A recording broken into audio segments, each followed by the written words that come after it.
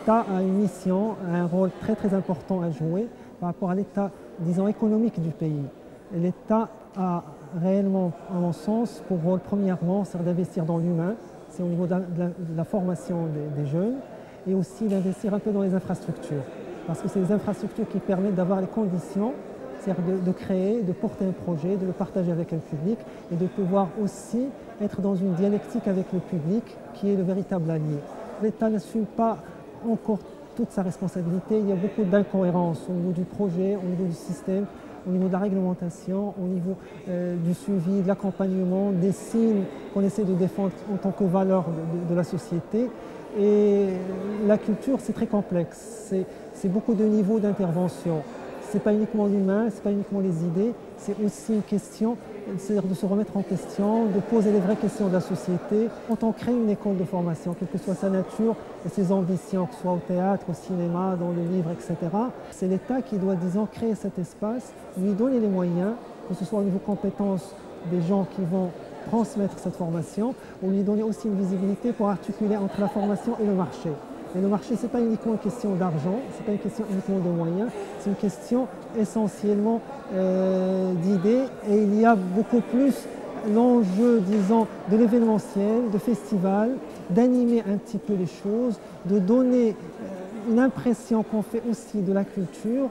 mais très souvent, une bonne partie, un bon pourcentage des productions, je pense, ne correspondent pas à ce besoin, à cette attente du public. Et du coup, ça devient des productions de circonstances, des productions pour gagner un peu d'argent, des productions pour pouvoir, disons, être programmées dans un festival, de faire sa place. Et du coup, ce qui est malheureux et très paradoxal, l'artiste est en quête de pouvoir. Une fois il est installé dans un pouvoir ou une place de décision, il exerce la même, disons, réaction. Ce qui fait l'art et la culture ne doivent jamais être associés au pouvoir. C'est beaucoup plus un travail de résistance, de se remettre en question, de pouvoir poser les questions, les vraies questions, pas nécessairement donner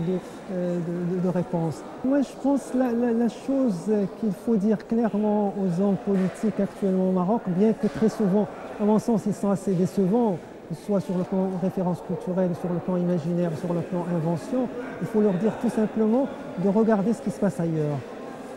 et de pouvoir, disons, mettre toujours en avant des valeurs sûres telles que la compétence, la transparence, le suivi,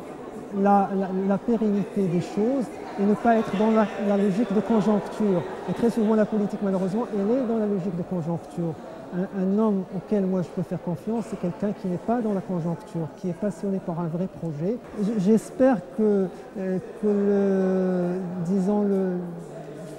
le prochain responsable de la culture au Maroc serait éventuellement quelqu'un qui est dans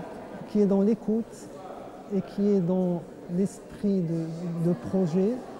et mettre les gens compétents à leur place et avoir une visibilité avec un suivi et avec un bilan régulier pour que les gens puissent avoir confiance dans la décision d'un responsable.